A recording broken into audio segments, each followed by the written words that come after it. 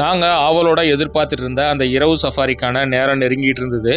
அதுக்கு முன்னாடி நாங்கள் அங்கே இருந்த அந்த ட்ரைபல் டான்ஸ்லாம் பார்த்துட்டு இரவு சஃபாரியை ஸ்டார்ட் பண்ணோம். ஸ்டார்ட் பண்ணி பரம்பிக்குளத்துலேருந்து கொஞ்சம் தூரம் தான் வந்திருப்போம். பார்த்தா ஒரு யானை கூட்டமே சைடில் வந்து நின்றுட்டு இருந்தது.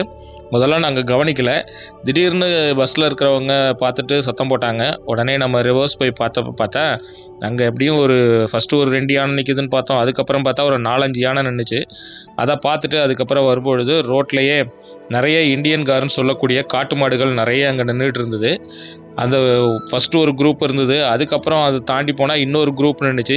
ஸோ அதெல்லாம் பார்த்துட்டு நம்ம கொஞ்சம் தூரம் வந்தோம். அதுக்கப்புறம் பார்த்தா நம்ம கொஞ்சம் கூட எதிர்பார்க்காத ஒரு நிகழ்வு ஒன்று நடந்துச்சு. அதாவது ஒரு மான் கூட்டம் வந்து அங்கே நின்றுட்டு இருந்தது. அது எங்கேயோ ஒரு பக்கம் வந்து வெறிக்க பார்த்துக்கிட்டே இருந்தது. அந்த மான் எங்கே தான் பார்க்குது அப்படின்னு எங்களுக்கு ஆச்சரியம். அதனால் நாங்கள் அது பார்க்குற டைரெக்ஷனில் உத்து பார்த்தோம். அங்கே பார்த்தா கரடி ஒன்று இருட்டுக்கு அதுவும் கருப்பாக இருக்கிறனால நமக்கு ஃபஸ்ட்டு தெரியல. அதுக்கப்புறம் டார்ச் அடித்து பார்த்ததுக்கப்புறம் பார்த்தா லைட்டாக மூவ் ஆகி மரத்துக்கு பின்னாடி அது போக ஆரம்பிச்சுது.